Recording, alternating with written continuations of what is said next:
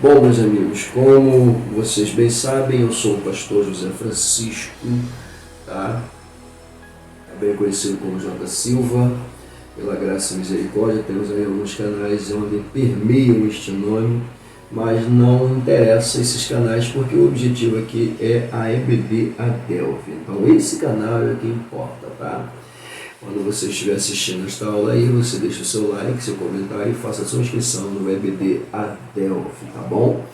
Bom, se quiser fazer a inscrição no J. Silva também fique à vontade, tá?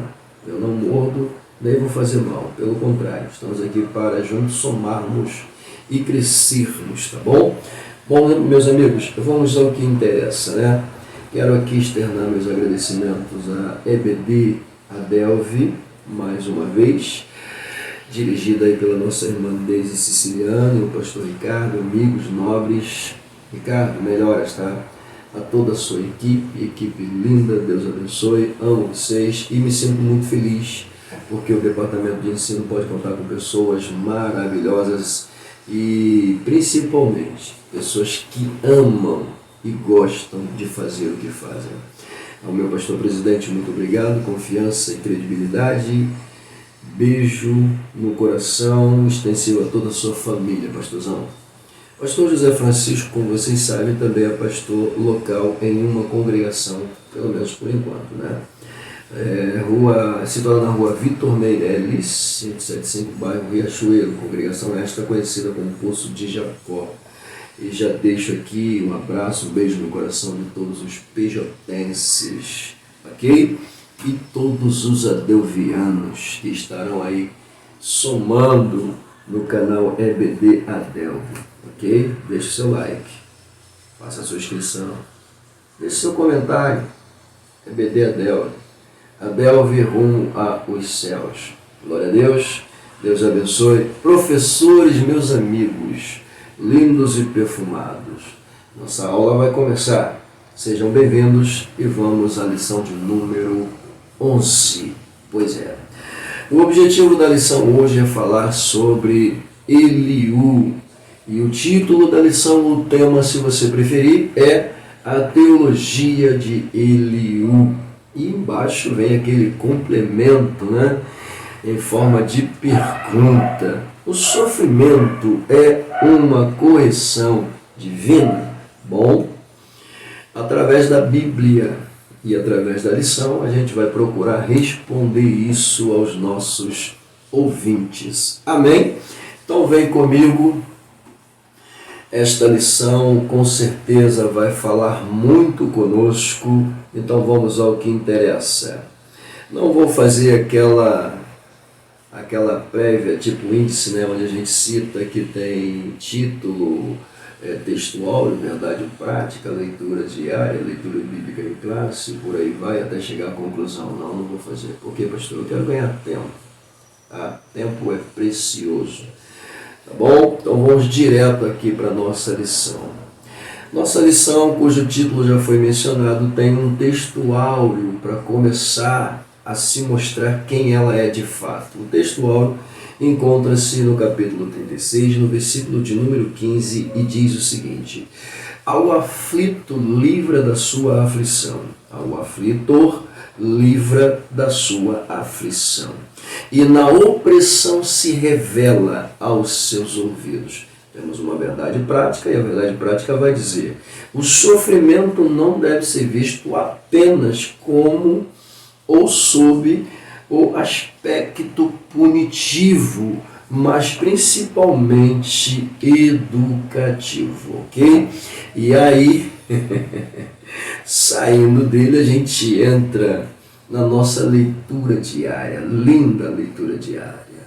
Pastor, você gosta tantas? Gosto. Leitura diária. Você lê todos os dias da semana? Claro que não, né? Não tem tempo. Quando tem, eu leio. Mas você lê? Claro que tem que ler. É óbvio que tem que ler. Por quê? Nós encontramos dentro da leitura diária alguns tópicos de abordagens que nos forçam a ir dentro da leitura sugestiva dada aí pelo autor da lição. Por que isto? Nós temos na segunda-feira e vai terminar no sábado. E esta leitura está toda dentro do livro de Jó. dos capítulos 32 ao capítulo 36, ok?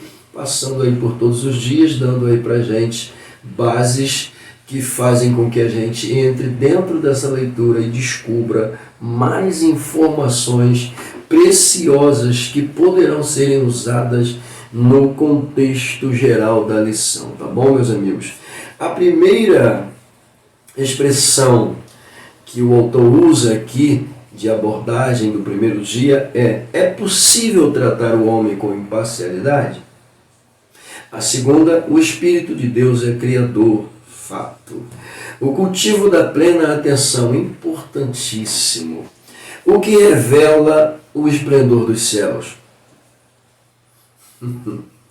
Vou ficar quieto. Deus é grande e não despreza ninguém. O limite do ser humano para compreender Deus. Bom, esses são os tópicos de abordagens que forçam-nos a entrar dentro da leitura diária semanalmente. Pastor, não faço, não consigo, não tenho tempo. Ok, quando você estiver estudando a lição, para uso dela fazer diante dos alunos, diante da sua classe, você vai precisar entrar para ler. Ok? Então, se prepare para isso, porque quanto mais informação cavada, melhor será a sua aplicação, meu colega professor e meu aluno que quer aprender mais, tá bom? Então vamos lá, deixa eu sair daqui porque dá vontade de falar dentro dessa leitura aí, tá? Alguns pontos que eu vi ali que com certeza mexem um pouco com a gente. Só para você ter uma ideia, o que revela o esplendor dos céus, né? Isso está dentro do livro de Jó, no capítulo 35, versículo 5. Mas se eu fosse aqui pedir ajuda para o salmista, ele iria dizer o seguinte: os céus manifestam a glória de Deus e o firmamento as obras das suas mãos. Na seguinte, Deus é grande e não despreza ninguém. A gente olha para Gênesis 3,15 e vê que Deus está dando uma oportunidade para o ser humano através de uma promessa profética. Em João 3,16 a gente vê com muita clareza Deus amando o mundo e dando seu Filho, para que todo aquele que nele crer não pereça, mas tenha a vida eterna. Então Deus não despreza ninguém. Quanto ao cultivo da atenção, mega super importante, vai levar-nos a uma cena onde Jesus está com seus discípulos no jardim. Eu preferi esta linha de raciocínio, porque eu estou colocando Jesus em evidência. Jesus é importante para mim e pronto, é o que eu penso. E aí Jesus está no jardim orando com seus discípulos, só que os discípulos dormem. Jesus vem até eles e chama a atenção deles sobre a questão de orar e vigiar. E justamente a palavra orar e vigiar, vai falar de quê? De atenção. Quanto a saber sobre o limite do ser humano, quem responderia isso aqui? Isaías. Ele vai dizer com muita clareza: os pensamentos de Deus e os caminhos de Deus são maiores do que os nossos, não dá para alcançar. Mas vamos sair daqui, porque senão a gente vai ficar falando. Chama, estou falando para você. Chama. Leitura bíblica em classe está baseada aí em 4 capítulos, 32, 33, 34 e 36. Ainda bem que ele não botou o 35, né? Porque deveria entrar aqui também. E se a conversa de Eliú e Jó, ou seja, o discurso de Eliú, conforme a gente vai ver dentro da lição, começa no 32 e termina no 37, então é muita coisa para ler, é muita coisa para estudar, meu professor. Mas tem que cavar, fazer o quê? É assim que funciona. Deus chamou, abraça a missão, cumpre a missão. Bom, eu vou fazer o seguinte com vocês. Nos moldes anteriores eu evitei ler, né? Eu li foi na de número 10. Número 10 eu li. Nas anteriores eu procurei não ler, porque essa leitura aqui é feita pela direção na abertura. E nesse momento todos os professores e alunos presentes escutam, assistem esta leitura. E aí chegando em sala de aula não há mais necessidade de você fazê-la de novo. Por quê, pastor? Porque você ganha tempo e vai direto para a lição. Falou? Mas, como aqui se trata de orientação, de ajuda aos meus colegas, eu vou apenas ler alguns versículos, não vou ler tudo, porque eu já li isso aqui nem sei quantas vezes, gente. Eu acho que umas 10 vezes eu já li todos eles, tá? Então, praticamente me chama muita atenção, tanto 32, 33 e 34 e 36, em pontos de abordagem. No 32 a gente vai ver que os três amigos eles pararam de falar, não tinham mais o que falar. Nesse momento, o jovem Eliú ele fica irado com esta atitude. Tá? Temos até o contexto da sua família sendo apresentado. E ele fica irado justamente por quê? Porque os amigos já não tinham mais o que falar. Mas não é só isso também não, ele fica irado com Jó. Também a sua ira se acendeu contra os três amigos e contra o próprio Jó principalmente. Tá? Ele se prepara para falar e espera um momento por se tratar do fato de Jó ser mais velho do que ele e os outros também. Então ele espera um momento. No 33, ele vai falar o seguinte, ouve as minhas razões e dá ouvidos às minhas palavras. Tá? E o versículo 4 é lindo, ele faz uma declaração linda. O Espírito de Deus me fez e a inspiração do Todo-Poderoso me deu vida. Isso aqui é impressionante. No 34, a gente pega a fala lá do versículo de número 4, que me chamou muita atenção, perdão, versículo 3, que diz assim, o 4 também é importante demais, a gente vai entender por quê. O 3 diz, porque o ouvido prova as palavras como o paladar prova a comida, ok? E olha só, o 4 fala de escolha, que devemos escolher as coisas boas. E por aí, só para você ver a leitura, eu estou só pincelando aqui, para a gente não passar em branco totalmente. Na 36, tá? Uma das falas que me chamou a atenção é o versículo de número 4 também, quando ele vai dizer assim, porque na verdade as minhas palavras não serão falsas. Olha que coisa, né? Contigo está um que é sincero em sua opinião. Tá? Só para vocês terem ideia da riqueza desse conteúdo, tá? Amados, lindos e perfumados professores, vocês quando estudarem têm que ler tudo isso. Mas é aquilo que eu disse para vocês. Ler como base, tá bom? Ler para aprender e ler para se basear no conteúdo da lição, porque às vezes possa ser que tenha assunto lá na lição que você precise do versículo para ter uma interpretação melhor, tá bom? Então, não abandone a leitura. Eu só estou deixando de fazê-la aqui para a gente ganhar tempo, tá bom? Vamos aos objetivos da lição. Primeiro, objetivo geral. No objetivo geral está mostrar que o sofrimento pode ser usado por Deus como fim pedagógico. Observa isso, já vimos isso na verdade prática, estamos vendo aqui no objetivo geral. Vamos ver os específicos agora. Explicitar, o que é isso, pastor? Mostrar que Deus, como soberano, pode se revelar e falar por meio do sofrimento. Claro que Deus não vai fazer do sofrimento o seu meio de comunicação primário, não, mas ele, através do sofrimento, se comunica também, tá bom? Com seus indivíduos, filhos, ok? Vamos lá, destacar que a soberania de Deus não se sobrepõe ao seu amor, em hipótese alguma. Afirmar que Deus não tem prazer no sofrimento, mas pode usar as adversidades para educar. Um fato. Prévia. O que é isso, pastor? Eu, observando a fala, interagindo com o professor, eu observei alguns pontos que merecem a nossa atenção para a gente começar a entrar na lição propriamente dita. Tá? Primeiro, a gente destaca uma observação. O sofrimento na vida do cristão deve ser visto como um meio pedagógico. Verdade prática, objetivo geral, objetivos específicos, explicitar e o último, afirmar, falam sobre isso. Ok? Vamos lá. Por que, pastor? Sim, ele serve para. Por que eu parei aqui? E por que eu destaquei isso aqui? E por que eu estou trazendo isso aqui para a gente? Olha só. Ele serve para esmagar a soberba humana, polir o caráter do crente, prover crescimento e desenvolvimento no cristão, gente. Pelo amor de Deus. Isso é lindo demais. Detalhe, vem comigo.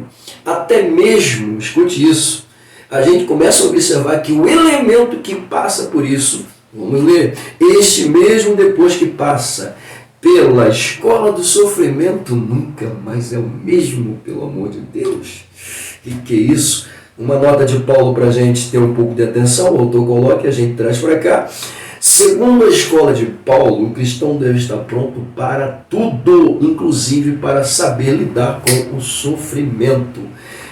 Paulo não é um Jó, mas Paulo, meu irmão, sofreu foi muito por causa do seu amor à causa do Mestre Jesus. Ele estava disposto até a morrer se fosse o caso. Então sofrer para Paulo, prisão, cadeia, chibatada, pedradas, tudo isso Paulo passou, não é? E permaneceu focado. Então ele declara com muita propriedade, tá? Posso tudo naquele que me fortalece, pelo amor de Deus. Eu já até antecipei aqui. Importante saber também, nós vemos na verdade prática, nós vemos no objetivo geral, no explicitar e no afirmar a expressão sofrimento sendo colocada em evidência. Mas uma coisa que deve ficar claro na nossa cabeça, o sofrimento, tá? Não é a arma primaz de Deus. Por que não? Porque Deus não tem prazer no sofrimento, nem na morte de ninguém, gente. Pelo amor de Deus. Tá? Não tem. Mas ele usa isso? Usa. Ele permite, aliás, ele se permite usar? Sim, ele é Deus, ele é soberano. E através do mesmo, ele consegue, ou melhor, ele faz, através do mesmo, com que as pessoas se tornem melhores. Tá bom? Na verdade, ele permite que o sofrimento nos torne pessoas melhores. Claro, a gente vai ver isso em Jó, sem sombra de dúvida. Como seria isso então, José? Vamos lá. Deus quer que eu e você venhamos atingir, ou que atinjamos ser experimentados, amadurecidos e crescidos. Pronto, é isso. Oh, meu Deus do céu, coisa linda. Coisa linda. Uma coisa que deve ficar em evidência na minha e na tua vida é, quando ouvimos a voz de Deus no sofrimento, pelo amor de Deus, era tudo que Jó queria. E a gente vê desde o primeiro embate até a chegada de Eliú e vai até o final, mas tudo que Jó queria era ouvir Deus. Era só isso. Ele narra uma série de argumentos, lembra do seu passado, fala da grandeza de Deus, e o jovem, calma aí, tu está usando isso aí como defesa? Não, ele tá lembrando, é o ser humano que está lembrando do que era, está lembrando até do momento em que ele tinha de intimidade com Deus, está lembrando do que Deus era para ele, pelo amor de Deus, gente. Que é isso, Jesus? Tudo que ele queria ouvir a voz de Deus. Não é diferente de mim e de você. Quando estamos em prova, adversidade, independente de qual seja ela, independente do tamanho que ela venha a ser, mas nunca compare a sua com a de Jó. Nunca. Não faça essa loucura, pelo amor de Deus. Não faça isso. Faça isso. Tá? Mas tudo o que queremos é ouvir a voz de Deus. Tudo o que queremos é ouvir a voz de Deus. E quando a gente escuta a voz de Deus, o autor completa para a gente, que eu já até usei, já disse o que, pastor? Quando a gente escuta a voz de Deus, passamos a ter convicção e declaramos em meio à pior das hipóteses. A luta pode estar chovendo canivete, caindo meteoro em cima de você, o mundo está de mano, mas quando você escuta a voz de Deus, pelo amor de Cristo, meu amado, você declara com toda a propriedade: posso todas as coisas naquele que me fortalece. Maravilha, deixa eu sair daqui que já estou ficando empolgado. Vamos lá, vamos para a nossa introdução. Finalmente a gente chega na introdução. Uau! Introdução. Meu Deus do céu. O que a gente vê na introdução? Os 4 grandes discursos emblemáticos do jovem Eliú. Esta é a pauta da nossa lição. Ok? Então, continuando aqui. Dentro da introdução a gente vai ver, ou veremos, que o mesmo jovem Eliú, ele se contrapõe a Jó e aos seus 3 amigos que o antecederam. Está lá. Deixa eu só trazer uma pauta aqui. esses embates teológicos apresentados, ou os discursos teológicos apresentados por Eliú, estão no capítulo 32 ao 37, tá bom? Só isso que eu preciso mostrar para vocês. Bom, na visão do jovem Eliú, escuta isso aqui, na visão do jovem Eliú, os amigos falharam, está na introdução, os amigos falharam em suas alusões e Jó também cometeu um erro. Extraí da nossa introdução, tá? Quando foi que ele cometeu o erro? Ele equivocou-se apresentando um conceito moral que segundo Eliú era a sua defesa diante de Deus. Ok. Deu para entender? Para ele, então, Deus está longe de se envolver nisso. E o sofrimento era uma ação pedagógica. Lindo demais, né? Do mesmo para corrigir o ser humano. Bom, essa é a nossa introdução. Bem? Façam bom uso dela. Tá bom? Deus abençoe. Vamos para o próximo. O primeiro tópico de abordagem, então, aqui é o sofrimento como uma forma de revelar Deus. O subtópico número 1, Deus é soberano. Vamos lá, vamos ver o que diz. Jó não leva em conta a soberania divina. É o que o autor coloca em evidência segundo o que ele entende na fala de Eliú. E de fato Eliú deixa isso bem claro. Tá bom? Jó não leva em conta a soberania divina. E aí, por conta disso, vem a queixa de Eliú contra Jó. Tá? E a queixa era: Deus não responde a Jó. Por que Deus não responde a Jó? Porque Deus não precisa dar explicações de suas ações para ninguém, nem do seu silêncio, nem para Jó. Era isso. Bom, ok? Então, pauta aí já do subtópico número 1, a gente vai para o subtópico número 2. Ok? No subtópico número 2, ele vai colocar em evidência que Deus é transcendente, segundo o entendimento do autor, se baseando no conceito da fala de Eliú. Então ele diz que Deus é transcendente, porém, mas mesmo assim, julga a quem quiser e quando quiser e a hora que quiser. Tá? Eu extraí isso aqui lá do comentário. Tá bom? Meu Deus do céu. Quando Eliú não aceita o argumento do patriarca, veja isso, quando ele não aceita o argumento do patriarca sobre o silêncio de Deus, vem comigo, sobre o silêncio de Deus, ele vê Jó orgulhoso demais. A defesa de Jó vai fazer com que ele pense: Jó está sendo orgulhoso, ao ponto desse orgulho impedi-lo de ouvir a voz de Deus. E quando ele coloca o orgulho como obstáculo, impedindo que Jó não ouça, escute a voz de Deus, ele vai dizer: o teu pecado, Jó, é o teu orgulho. Meu Deus do céu! Oh, Jesus, o teu pecado, Jó, é o teu orgulho. Meu Deus do céu. Na visão dele, deixa eu ir para o subtópico de número 3, senão a gente fica preso aqui. Eu estou sendo muito sucinto, tá? Uau, Jesus é bom demais. Eu estou sentindo Deus nesse negócio. Vamos lá. Subtópico de número 3.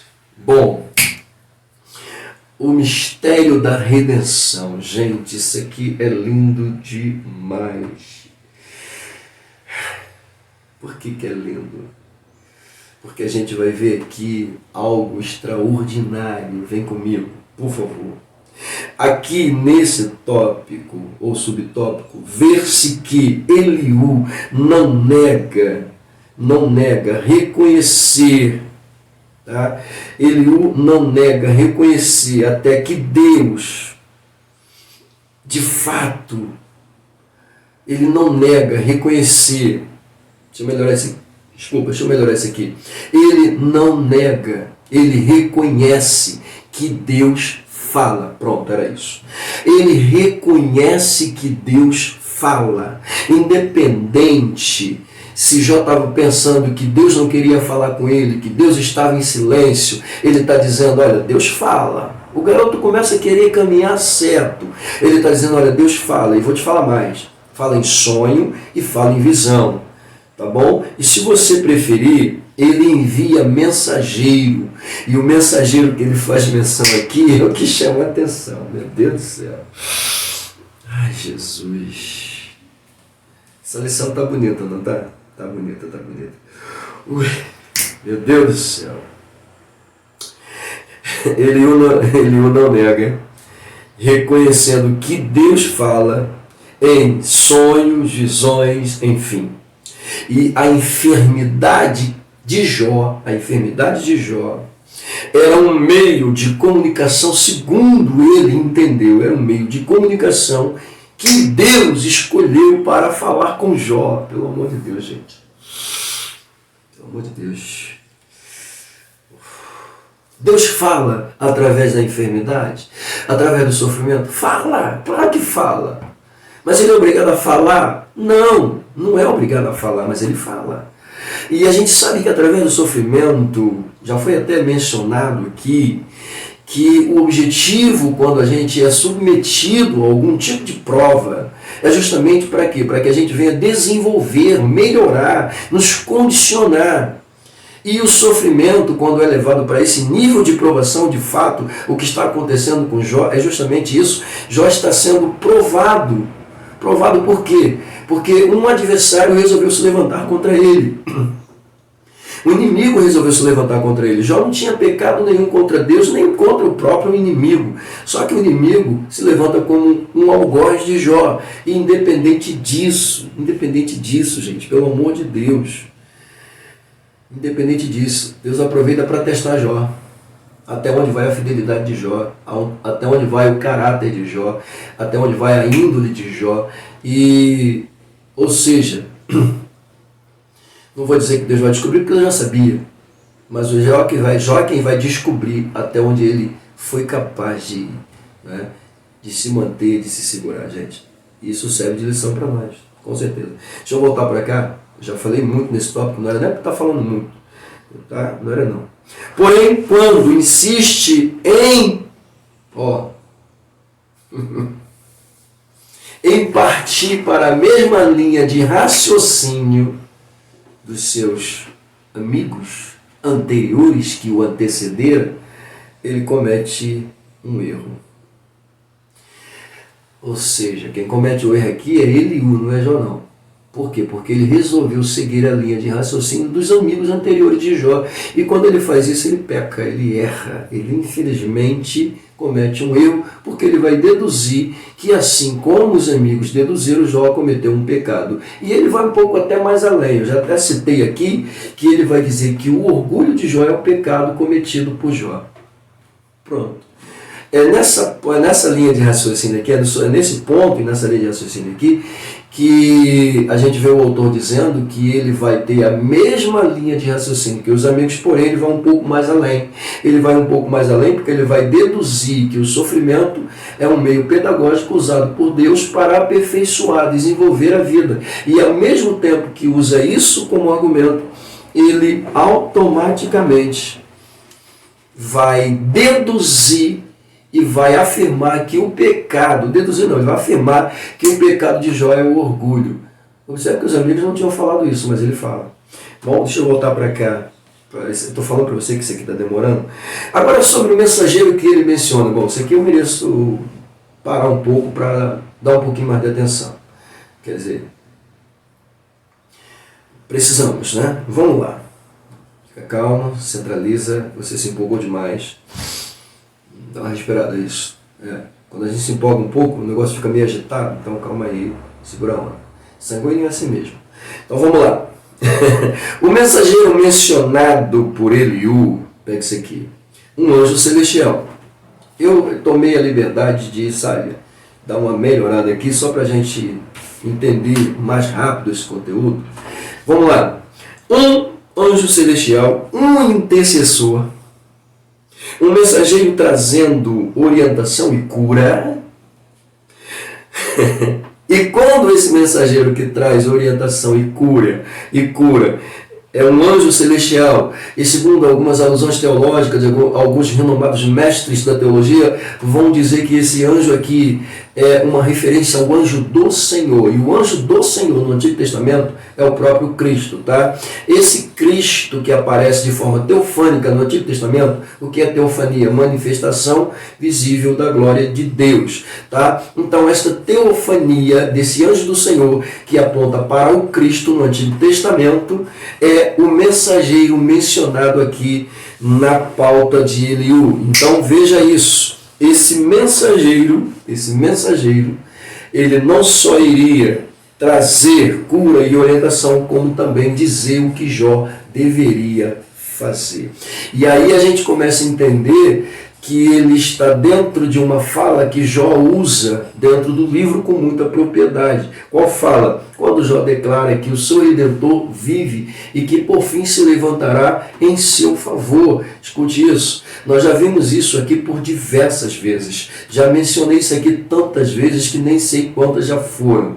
Tá? A expressão Redentor, oriunda do hebraico Gael, está relacionada à defesa, a luta, e o contexto original prova-nos que isto se refere a uma pessoa que não consegue mais defender a si mesmo nem a sua própria família, e quando ele não pode mais defender a si e a sua própria família, esse Redentor vem para lutar a sua causa, defender a sua vida e defender a sua família, defender a sua história, defender os seus projetos, defender a sua causa, se levantando em seu favor. Então aqui mais uma vez o mensageiro celestial citado pelo jovem, e oriundos das razões teológicas de alguns renomados teólogos, refere-se a esse Cristo. E aí a gente começa a entender que Deus é apresentado como Redentor de Jó por conta desse papel designado à segunda pessoa da Santíssima Trindade, representada pelo Cristo. Lindo demais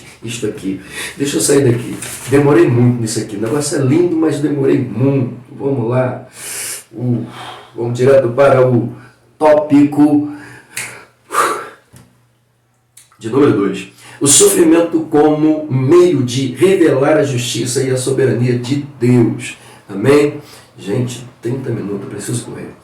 Primeiro subtópico, a justiça de Deus é demonstrada. Aqui nós temos 3 pontos importantes dentro da lição que merecem a nossa atenção.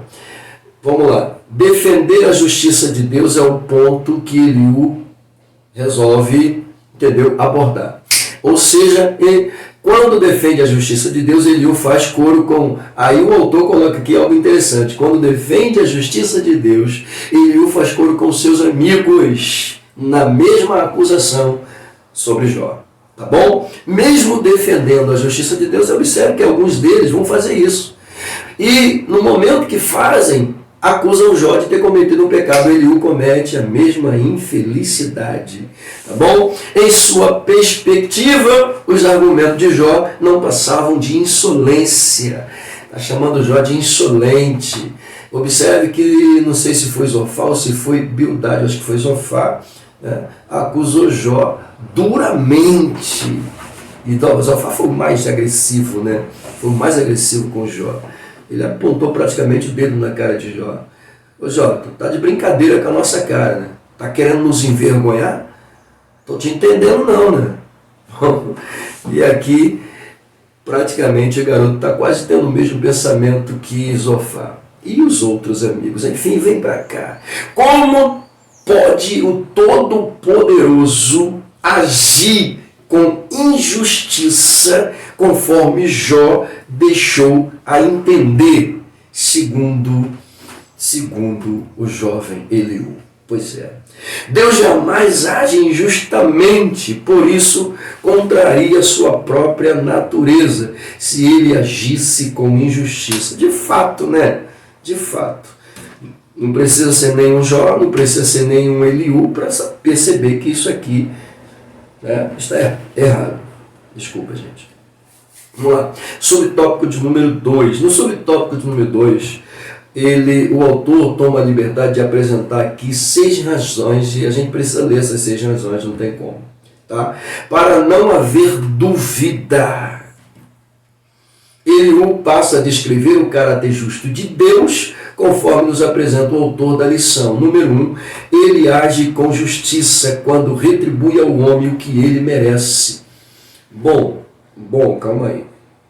Se Jó está sendo punido, se Jó está sendo arrebentado, destruído, se Jó está vivendo, como disse antes, em um estado calamitoso, assustador, assombroso, fedorento, pelo amor de Deus. Então quer dizer que a justiça de Deus aqui foi retribuir a Jó porque Jó foi injusto, porque Jó foi infiel? E aí a gente vai falar agora do número 2, tá? Deus não precisa prestar contas de seus atos para ninguém. Claro que não. Deus não tem que dar satisfação para ninguém. Isso é fato.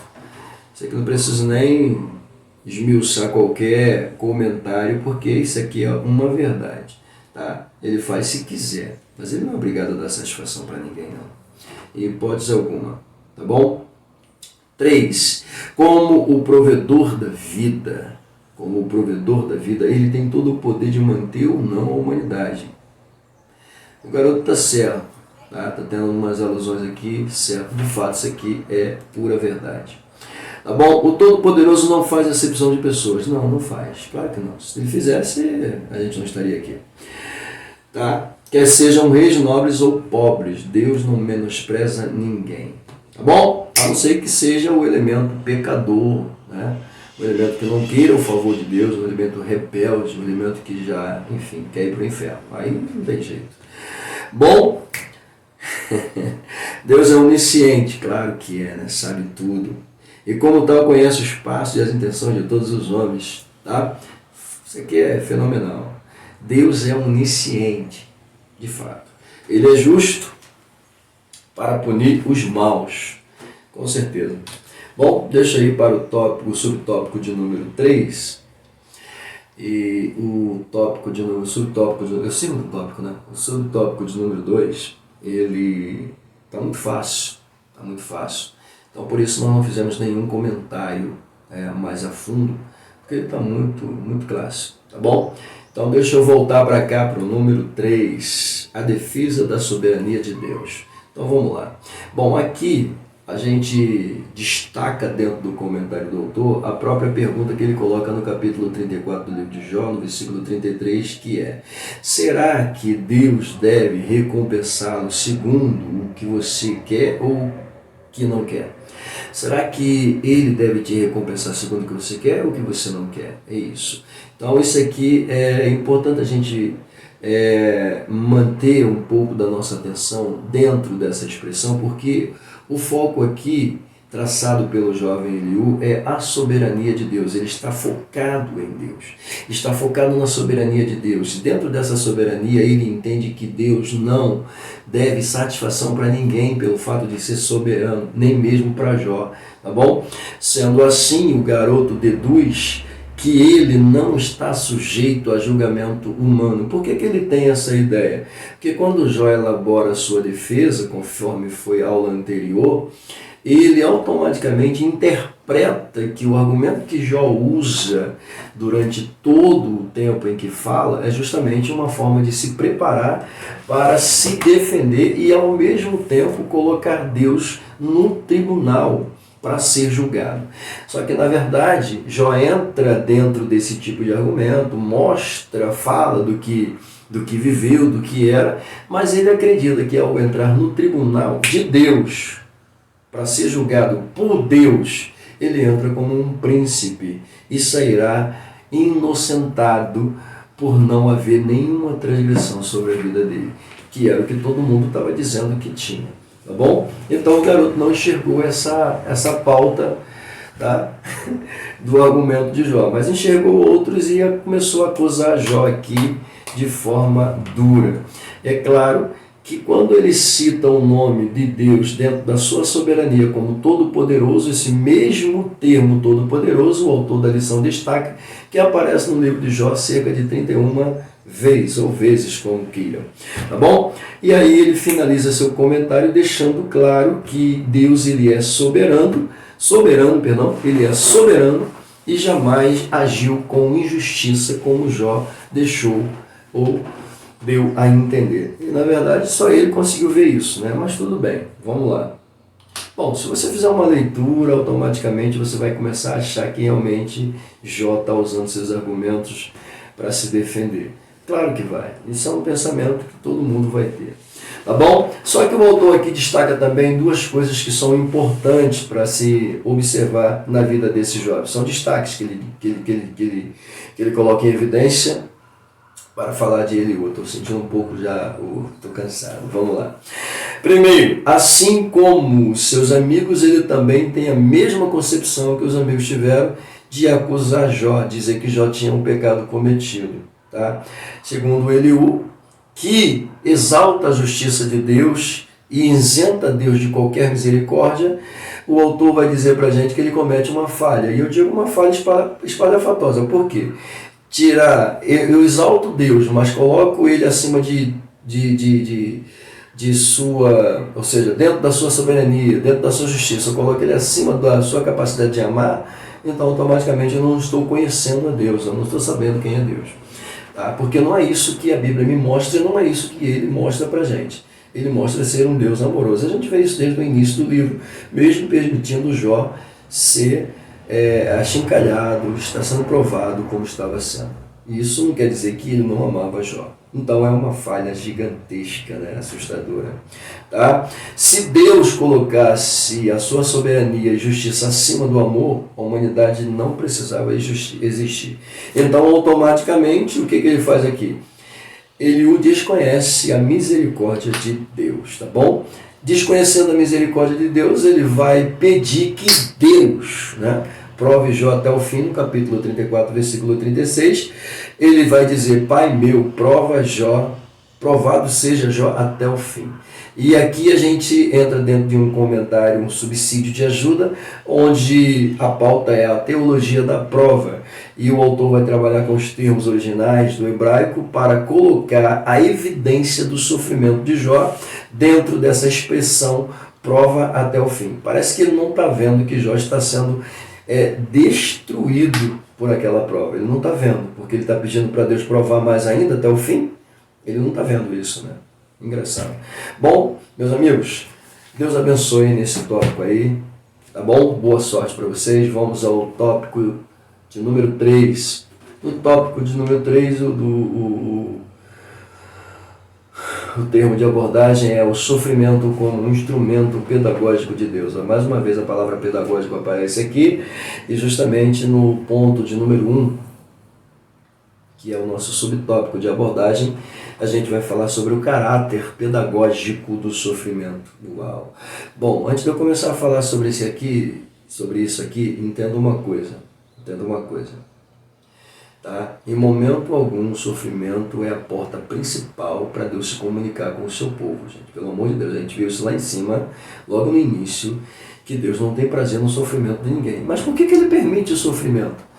Uma vez que o ser humano passa por algum tipo de provação, privação ou sofrimento, ou seja, a gente tem que entender que se trata de um teste de Deus, se trata de uma provação de Deus, cuja finalidade é fazer com que nos tornemos o quê? Pessoas melhores. Então, às vezes, Deus permite a adversidade para que nós venhamos, de fato, melhorar e aprender com isso.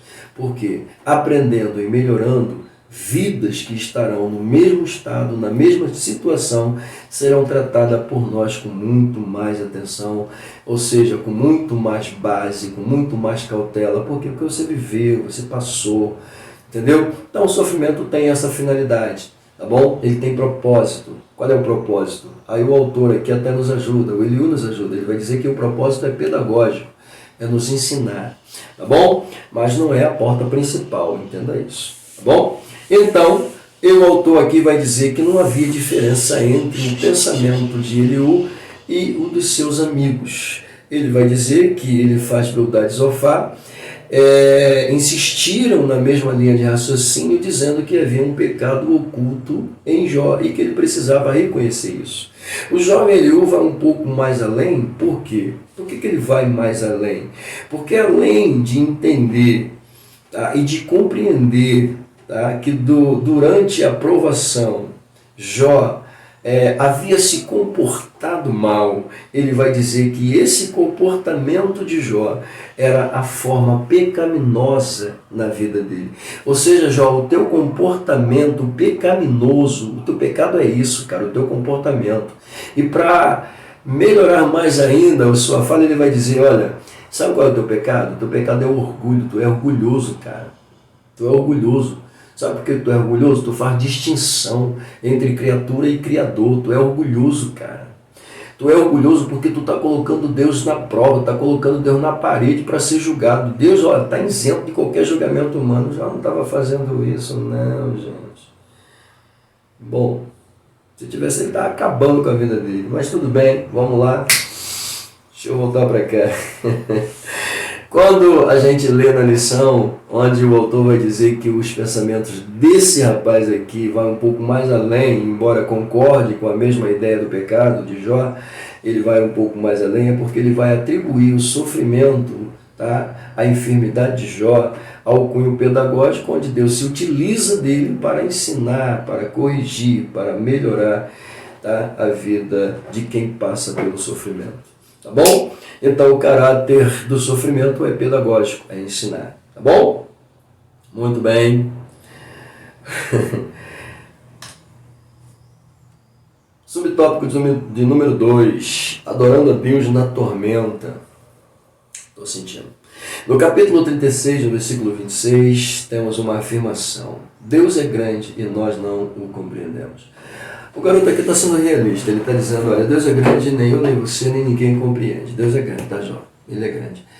Para ilustrar essa grandeza, ele vai falar de Deus dentro das 4 estações, que é outono, inverno, primavera e verão. Tá? Se tempo tivesse, falaria sobre isso. Tem até uma mensagem que fala sobre isso, o crente nas 4 estações. Crente na primavera, primeiro amor. Crente no outono, ainda está vivendo o primeiro amor, está enfrentando vento, chuva, mas ele está se enraizando cada vez mais, está se aprofundando, está crescendo. Mas quando chega o inverno, ele sai, vai para a caverna, se esconde, não quer fazer nada, não quer ir para a igreja, não quer evangelizar. Pode vir um cantor que for, ele está na caverna. Ei, sai da caverna. Não deixe o frio te matar. Por quê? Deus está enviando um verão aí. Para quê? Para te tirar da caverna, para te sacudir, para te causar calor, meu querido. E pentecostal gosta disso, né? Muito bem, deixa eu voltar para cá. O argumento de Eliú tem por objetivo demonstrar a grandeza de Deus, e era isto que ele queria que Jó enxergasse. E à medida que Jó enxergasse isso, que Jó adorasse e o louvasse como tal. Era isso que ele queria, gente, isso que ele queria. Então a fala do jovem Eliú, tá, põe em destaque o argumento contraditório de Jó, tá, que numa hora magnificava e outra hora murmurava. Uma hora ele bendizia a Deus e outra hora ele não bendizia a Deus. Na cabeça dele, ele entendeu que a defesa de Jó, entendeu que o fato de Jó iniciar sua fala falando da inescrutável sabedoria de Deus, ele está exaltando a Deus. Mas quando ele chega no cunho da defesa e começa a lembrar do tempo que viveu com Deus, onde Deus era seu amigo, onde Deus entrava em sua casa, onde todos os conselhos que ele precisava vinha de Deus, toda a orientação, sua pompa, sua posição, seu poder, ou seja, a reverência, tudo isso, aí ele chega à conclusão para dizer, agora você entrou num estado de murmuração, e não só isso, você cria uma distinção entre a criatura e o Criador, e ao mesmo tempo que você faz isso, você também julga Deus, e ao mesmo tempo que você julga Deus, é como se você estivesse colocando Deus dentro de... pelo amor de Deus, né? Pelo amor de Deus. Tá bom? Fato que a gente descobre aqui, e ele deixa isso claro também, isso aqui é um fato. Não dá para coexistir. Murmuração com adoração não existe, tá? Por quê, pastor? Murmuração é tal qual o pecado de feitiçaria. Então não tem como eu estar murmurando e adorando. Ou eu murmuro e esqueço a adoração, tá? E recebo a devida punição por causa da minha murmuração, ou eu adoro e esqueço a murmuração por causa do sofrimento, por causa da dor, por causa da enfermidade. Melhor estar adorando, porque adorando eu faço como Jó. Como assim? Eu adoro no pior momento da vida dele, gente. Em momento algum ele se desvencilhou de Deus. E detalhe, é importante a gente sempre observar que em meio ao fato dele reconhecer a grandeza de Deus e ao fato dele estar agora lembrando dele mesmo e mencionando, em momento algum ele pegou isso para culpar Deus. Não. Ele lembrou dos momentos bons. Quem é que não lembra, gente? Dos momentos bons que teve. Quem é que não lembra do tempo dos seus primeiros dias de conversão, onde gostava de subir morro, descer morro, ir para a rua e fazer evangelismo e ganhar alma, falava de Jesus. Quem é que não lembra disso, gente? E agora, mal saí de casa. Entendeu? Agora está proibido até de sair de casa. Ou seja, quem é que não lembra? Poxa, eu ganhava alma, né? Eu me lembro, às vezes, que subia e descia morro, junto com a mocidade, abordando todo mundo pela rua. Eu me lembro disso e gosto. Bonito era. Naquele momento em que a gente se reunia com os jovens, adoração para lá, começava a orar 5 minutos, 10 minutos, estava o fogo caindo, a glória descendo, Deus batizando com o Espírito Santo. E aí pegava esse jovem no mesmo poder, no mesmo fogo, subia para evangelizar a favela. Teve um dia, numa quarta-feira, ganhamos 16 almas para Jesus. Quem é que não lembra, gente? Jó está lembrando. E por causa da lembrança é um pecado? Eliú, para. Mas tem crente com síndrome de Eliú por aí, tá bom? Amém, meus amigos? Vamos lá, vamos para a nossa conclusão finalmente. Na conclusão, o autor destaca aqui 3 aspectos da teologia. Vamos lá. Primeiro, o jovem amigo defende o direito de Deus em ficar em silêncio. Deus fala se quiser, ele é Deus. Pronto, acabou, Jó. Não tem que ficar. Deus fala se quiser, Jó. Segundo, acredita que Jó não consegue escutar a voz de Deus devido ao seu orgulho. Lembrando aqui que eu falei sobre isso, gente. Ele vai dizer para Jó com muita clareza: Jó, sabe qual é o teu pecado? O teu orgulho. E detalhe, diferente dos amigos, né? Os amigos dizem que Jó tem um pecado oculto, mas não diz que tipo de pecado é. E Jó até pergunta para eles: diga para mim qual é o meu pecado. Se é que eu tenho pecado, então qual foi o meu pecado? Ele vai dizer: teu pecado é o orgulho. Sabe qual é o teu pecado? O orgulho. Sabe qual é o teu segundo pecado? O quê? A forma como você se comporta. Teu comportamento é pecaminoso. Caraca. Só pancada, né? Meus amigos, o negócio é sério. Vamos lá. Aí ele vai dizer aqui, ele comete um equívoco, porque quando ele associa o estado de Jó, né, ele comete um erro, porque quando ele associa o sofrimento de Jó a um pecado, ele errou. Estava indo bem, mas errou. Terceiro, ele destaca que Deus tem todo o direito de ser soberano e, como tal, agir com justiça a hora que quiser e quando quiser. Tá bom? Jó errou. E não reconhecer essa soberania, segundo ele, e nem reconhecer o amor de Deus. E uma coisa interessante, o erro de Eliú, o autor declara com muita clareza aqui, que foi colocar, ou seja, a soberania de Deus acima do seu amor. Tá bom? Ou seja, se Deus fizesse isso, eu já disse, a humanidade não existiria. E aqui a gente chega ao final da nossa lição. Grato a Deus por esta conquista e quero deixar para você aqui um pensamento. Qual, pastor? O sofrimento não é o fim. É apenas o começo de uma nova história. Falou? Como assim, pastor? Não entendi. O sofrimento não é o fim? E o começo de uma nova história? Sim. Mas se a pessoa vier a morrer, se morreu na presença de Deus, não morreu, dormiu. E se dormiu, a Bíblia diz que foi levado, partiu. Diga-me, É ou não é o começo de uma nova história? Mas não é levando somente por esse lado, pelo lado da morte, não. Não estou falando por esse lado, não.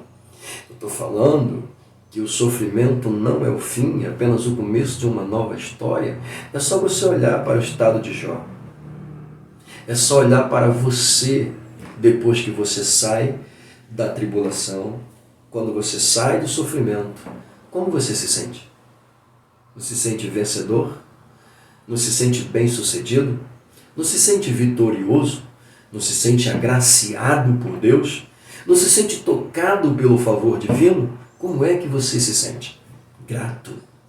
E por meio da gratidão, o que você faz? Você atribui a Deus a glória. Você atribui a Deus a misericórdia de estar respirando, de estar caminhando, de estar vivendo, de estar sentindo tudo de novo. Não é verdade? Então, o sofrimento não é o fim. É apenas o começo de uma nova história. Não é a porta principal para Deus falar com você, mas Deus usa ela para melhorar você, para melhorar a minha e a tua vida. Não queremos o sofrimento, não queremos o sofrimento, mas também não podemos ignorá-lo.